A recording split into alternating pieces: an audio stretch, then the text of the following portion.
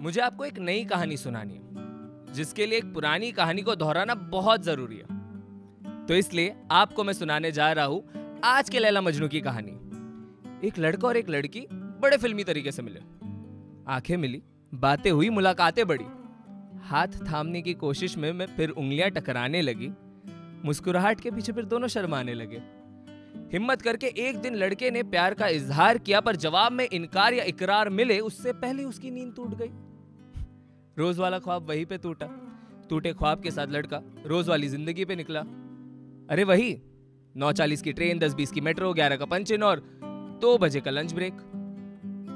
पर आज lunch break में कुछ अलग हुआ। सपने वाली लड़की हकीकत में मिली और हकीकत में लड़के ने सपने वाली कोशिश की और तब से शुरू हुई उनकी प्रेम कहानी। लड़के से कोई उसकी प्रेम कहानी के बारे में पूछता तो वो कहता, उसको छूना ऐसे लगता जैसे बरसात की पहली बूंद गिरी हो किसी सूखी नदी में जो खुद प्यासी थी जमानों से।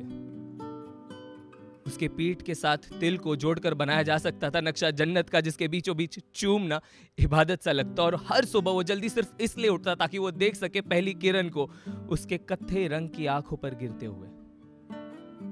अगर लड़की से कोई पूछता उसकी प्रेम कहानी के बारे में तो वो कहती, उसका छूना ऐसे लगता जैसे बर्फीले पहाड़ पर पड़ती है धूप, जो उंगलियों की तरह धीरे धीरे फिसलती है बर्फ की सतह पे, जिसके तले वो पिघल जाती। कि जब वो उसकी गोद में सर रख के सोता तो वो देखती कि एक समाज के बनाए आदमी के ककून से निकलता एक बच्चा जो अपनी जिंदगी में सिर्फ सुकून चाहता था। और हर रात जब वो उसकी बाहों को किसी कंबल सा ओढ़ लेती तो अपने सारे डर को अंधेरे में कहीं गुम होता हुआ देखती। क्यों? है ना परफेक्ट प्रेम कहानी। पर एक दिन इस परफेक्ट प्रेम कहानी में आई दरार। अब वजह वही समझ लीजिए जो आपके पिछले रिश्ते में रही हो। अब दरार की वजह से शुरू हुए झगड़े, झगड़े की वजह से एक अंत, और अंत में दोनों अलग हो गए।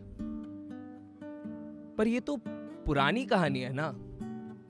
हम जब भी कोई प्रेम कहानी सुनते हैं तो हम सोचते हैं कि उसका अंत प्रेम का भी अंत है, जबकि सच तो यह है कि वो सिर्फ उस कहानी का अंत होता है।